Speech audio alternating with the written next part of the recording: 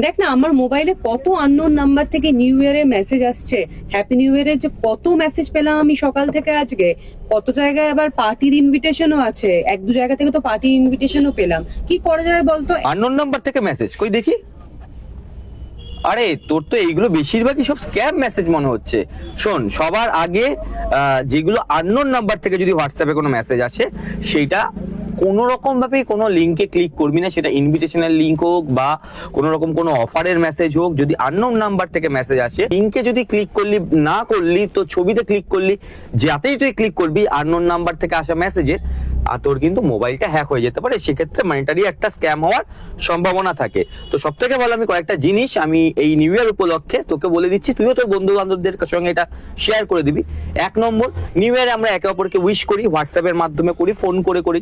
যদি আননোন থাকে, মানে তোর কাছে বা তোর মোবাইল নাম্বারে কন্ট্যাক্টসে সেই নাম্বারটা সেভ নেই, তাহলে সেরকম কোনো মেসেজে ওপেন করার সময় সেটা কিন্তু সাবধানতা অবলম্বন করা ভালো, এবং যদি কোনো ছবি বা কোনো লিঙ্ক থাকে সেটাতে ক্লিক না করা ভালো।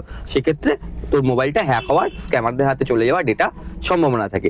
2, ধর 31-এ অনেকেই আছে 31 বা 1 জানুয়ারিতে বাড়ি থেকে অনেক দূরে আছে, মানে ঘুরতে গেছে কোথাও। সেক্ষেত্রে তাদের জন্য আমি বলবো যে রিয়েল টাইম আপডেট সোশ্যাল মিডিয়াতে অ্যাভয়েড করা সব থেকে বুদ্ধিমানের কাজ।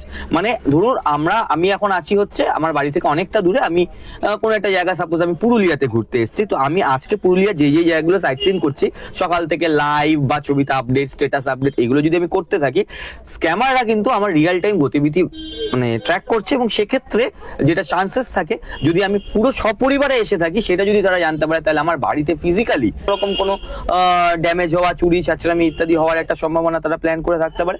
2 নম্বর, অনেকের ক্ষেত্রে এখনকার দিনে আমরা সোলো ঘুরতে যাই, যে একা বা ছোট টিমে ঘুরতে চলে যাচ্ছে বাড়ির লোক, সেক্ষেত্রে জানে যে আমার ছেলে বা আমার মেয়ে একা বা 2-4 জন বন্ধুর সঙ্গে গেছে। সেক্ষেত্রেও কিন্তু যদি রিয়েল টাইম আপডেট দেওয়া হয়, বা যারা স্ক্যামার আছে তারা এখন ভয়েস ক্লোনিং এর মাধ্যমে বাড়িতে ফোন করতে পারে, এবং ফোন করে সেখানে বলতে পারে যে, মানে তোর গলার ভয়েস নকল করেই বলবে যে বাবা মা আমি বিপদে পড়েছি, অমুক জায়গায় আছি, আমার ফোনটা ভেঙে গেছে, আমাকে একটু টাকা পাঠাও। তো এই ধরনের স্ক্যামও কিন্তু এখন প্রচুর পরিমাণে হচ্ছে।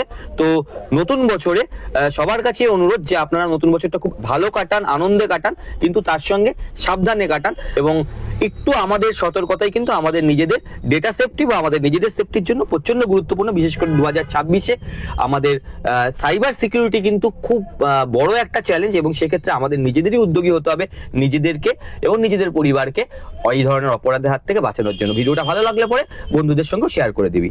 হ্যাপি নিউ ইয়ার, বছরটা খুব ভালো কাটুক।